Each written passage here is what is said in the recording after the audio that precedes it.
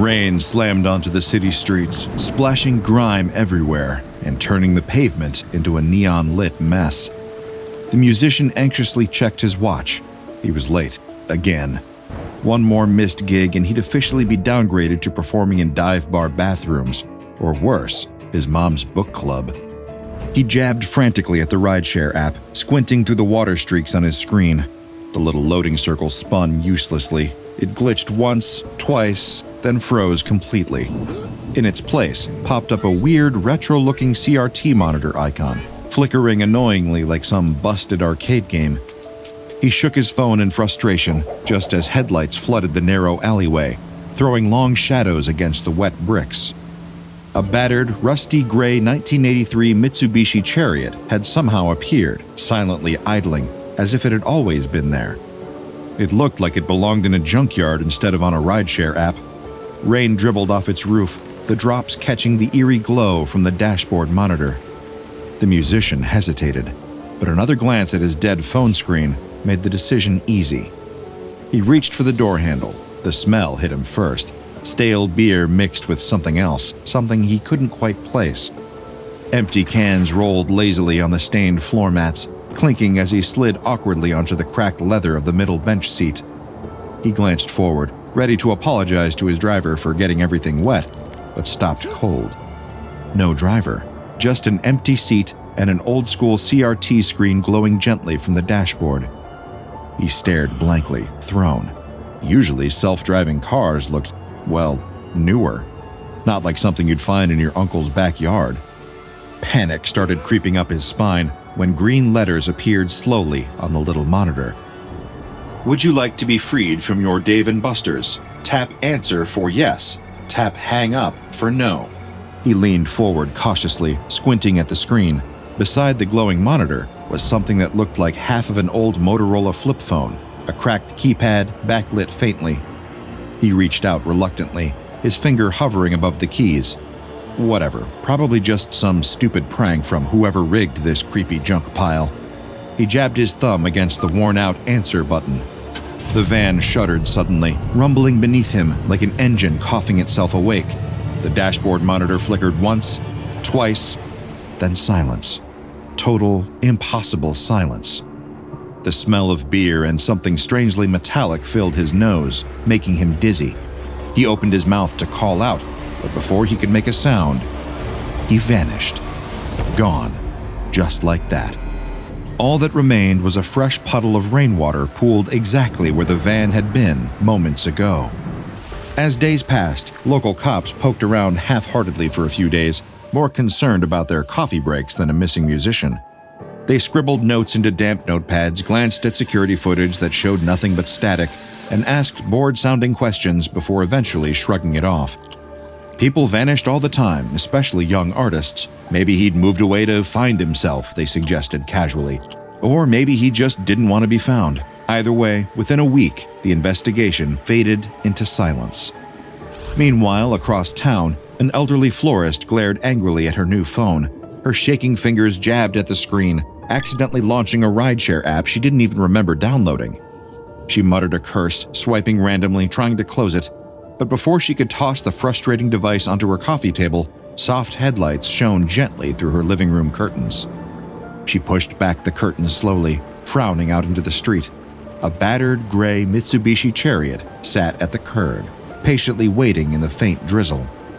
She stepped outside, cautiously approaching the minivan like it might bite. When she opened the creaky door, a musty wave of stale beer rolled over her, making her nose wrinkle. She leaned back, looking sideways to apologize for her slow entry, but froze when she saw the empty driver's seat. Her tired eyes narrowed in suspicion. Cars these days drove themselves, sure, but this rusty old heap looked barely road legal, let alone able to drive itself around town. Before she could think too much about it, the tiny CRT monitor built into the dashboard glowed gently, words appearing in pixelated green letters. Would you like to be freed from your Dave & Buster's? Tap answer for yes. Tap hang up for no. She stared blankly at the bizarre message, breathing slowly. For a long moment, the only sounds were the gentle tapping of rain and the faint buzzing of the monitor. Freed. The word lingered in her mind. She thought of doctor's visits, sterile rooms, endless pamphlets about managing symptoms. Freedom sounded nice, almost tempting. Her fingers traced the cracked plastic keypad of an old flip phone glued awkwardly to the dashboard. She sighed softly, and with a quiet resolve, she tapped answer. Immediately, the van began to vibrate beneath her feet. The dashboard screen flickered erratically, empty beer bottles clattering in the back like distant applause. Then silence, sudden and absolute, washed over her. In the next heartbeat, she was gone, leaving only an empty, shuttered flower shop and a quiet street behind.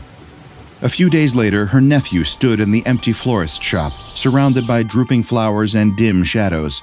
He muttered softly to himself, frustration growing. People don't just vanish into thin air.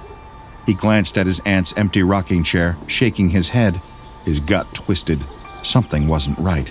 Meanwhile, across town, a paramedic leaned heavily against the brick wall outside the ER.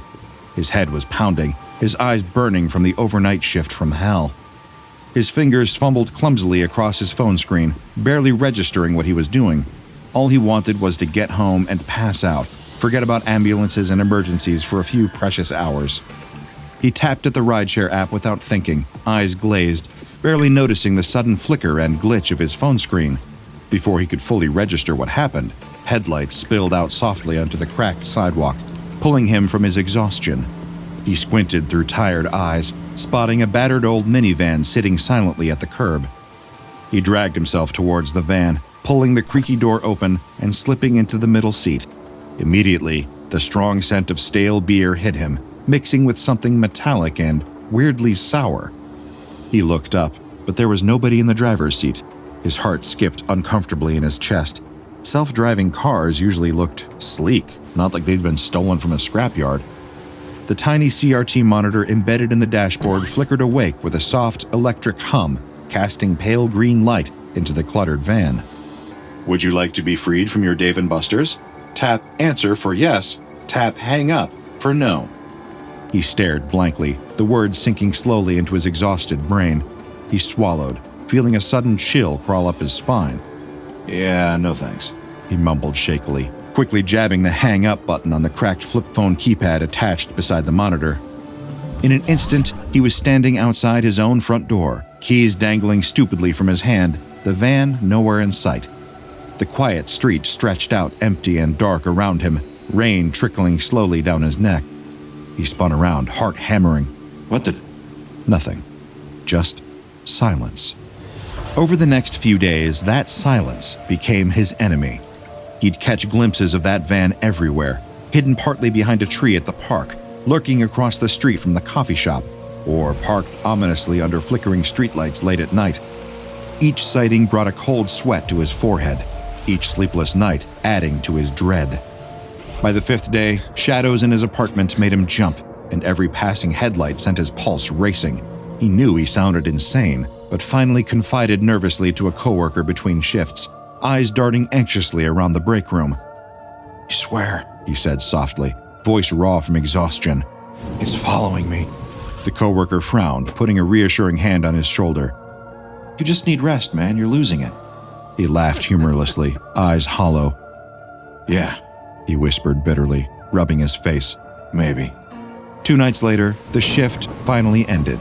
The paramedic stepped out into the cold night air, shoulders hunched, eyes sunken.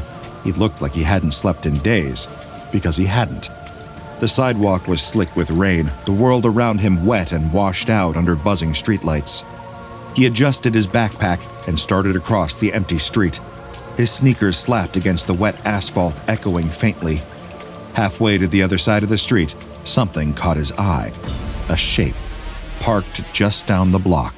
Gray, old, familiar. His breath caught in his throat. He froze. There it was again. That van. He spun around, eyes wide, heart hammering in his chest. What do you want? He shouted at the van, voice cracking, hands clenched into fists. He didn't notice the walk signal flash red. Didn't hear the low rumble of the approaching city bus. All his focus was locked on that gray shape down the block, half hidden behind a row of parked cars, headlights off but unmistakable. His feet slowed. He turned slightly, still watching the van. That's when the bus driver saw him. Too late. Across the street, someone screamed. A horn blared and kept blaring. One of the paramedic's shoes landed in a puddle, slowly filling with rain. His phone bounced once on the curb, screen shattered. And down the block, where the van had been, nothing. News didn't travel fast, but grief did. The next morning, the nephew sat at the counter of the florist shop, staring at 2 open tabs on his computer. One was the headline about the paramedic, killed by a bus after his shift, no foul play suspected. The other was his aunt's last known GPS ping, still unresolved, still marked as active investigation, though nobody was investing anything anymore. Both of them had vanished after seeing the same thing. He was sure of it now. He hadn't slept much after the flower shop closed for good.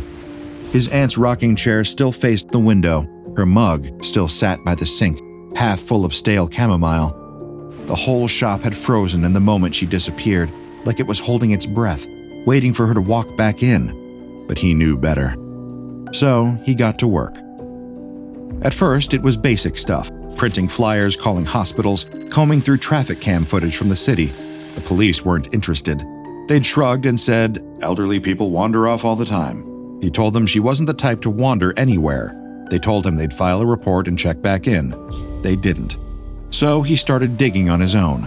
He searched the street she vanished from, walked it back and forth, counting light poles and storm drains like he could crack the mystery with math. The neighbors hadn't seen anything, no unusual cars, no sounds, no struggle. Just an old woman who got into a van and never came back. That van, that was the thread. He dug through her phone records. The rideshare app had been open, but no driver had been officially logged. No license plate, no trip record, no ping. Just a weird data packet uploaded moments before her phone went dark. It was small, corrupted, and impossible to open. But it wasn't nothing. He posted about it. First, a single thread. Then a few updates. People mocked him at first, called him paranoid, grief-addled, desperate. But then a musician's sister reached out. She said the last time anyone saw her brother, he'd gotten into a weird-looking minivan. No plates, old model, gray, dented, boxy. The more he posted, the more messages he got. Whispers, theories, urban legends. Someone sent him a grainy photo taken from a city bus dash cam, blurry late at night but unmistakable. A gray Mitsubishi van parked at the edge of a foggy street with no one inside.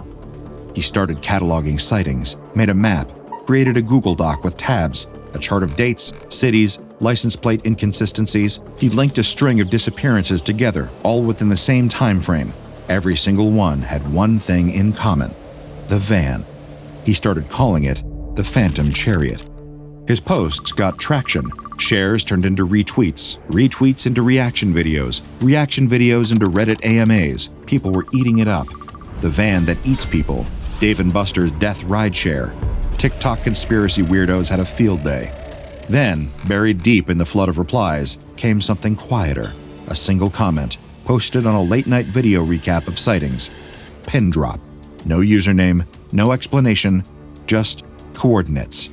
And beneath it, one line. "If you're serious, go now." He blinked at the screen. Was this real? Most people would have ignored it, but he couldn't. He had to find out what happened to his aunt. He packed a charger, a flashlight, and a burner phone, just in case. He drove out past the edge of the city where the roads got cracked and the houses thinned out.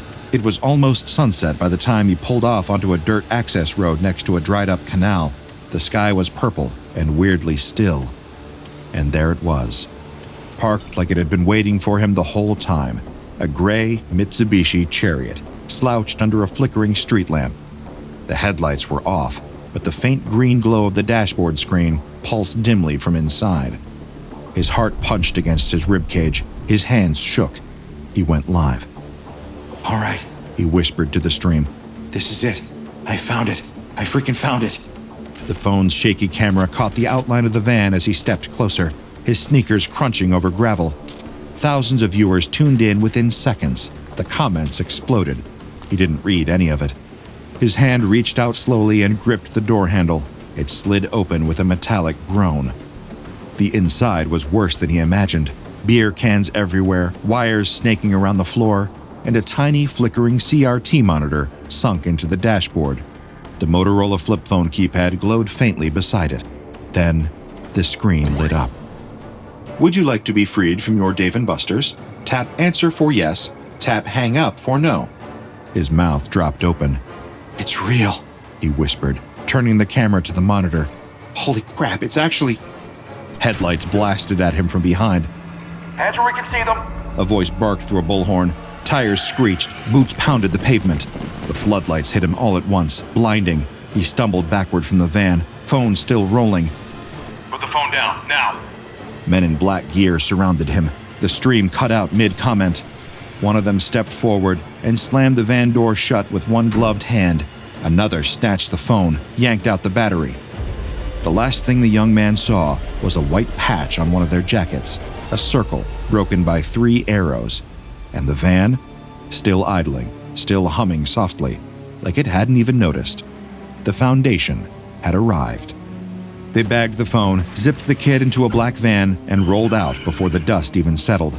The live stream was wiped from the internet within minutes. Accounts deleted, mirrors scrubbed, comment sections closed due to unusual activity. As far as the public was concerned, the stream had been a hoax. As far as the Foundation was concerned, it was cleanup protocol. The van itself was lifted onto a flatbed under armed escort, its wheels still humming like they had somewhere better to be. Back at Site 322, it was lowered into a reinforced shipping container, walls lined in steel, a Scranton reality anchor bolted to the ceiling. They didn't try to interrogate it. Not yet. First, they watched. 2 weeks of round-the-clock surveillance, no movement. The monitor flickered occasionally, cycling through fragments of garbled green code and the occasional... It didn't speak, it didn't drive, it just waited, like it was on break. Eventually, they sent someone in. Not a D-class. This thing wasn't just a black hole for bodies. It was a puzzle, and puzzles required someone who knew how to play games. Researcher Helen Nyquist entered the shipping container with a clipboard, a recorder, and a bad attitude. She opened the driver's side door. The smell was immediate. Warm beer, dust, faint electronics. She didn't flinch. The van's CRT monitor blinked once, then lit up with a slow crawl of text. Would you like to be freed from your Dave & Buster's? Tap answer for yes, tap hang up for no. This Phantom Chariot, the Foundation calls it SCP-8034. It's classified Euclid, which is their polite way of saying, we sort of understand it, but not enough to sleep at night.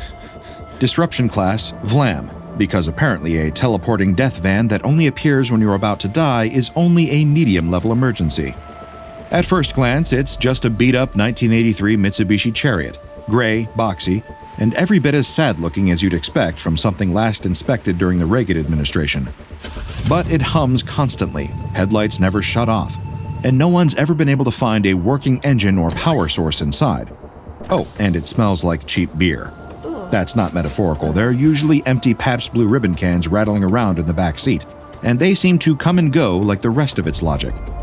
What drives this thing isn't a person. It's an artificial intelligence jammed into the dashboard and speaking through a busted CRT monitor the size of a paperback novel. The Foundation calls it SCP-8034-1, but it calls itself Terminal. Charming, right? Terminal only speaks in text and only through the monitor. You talk to it by using a Motorola Razr flip phone keypad that's been bolted onto the dashboard. Think mid-2000s burner phone meets cursed Uber. Here's how it works.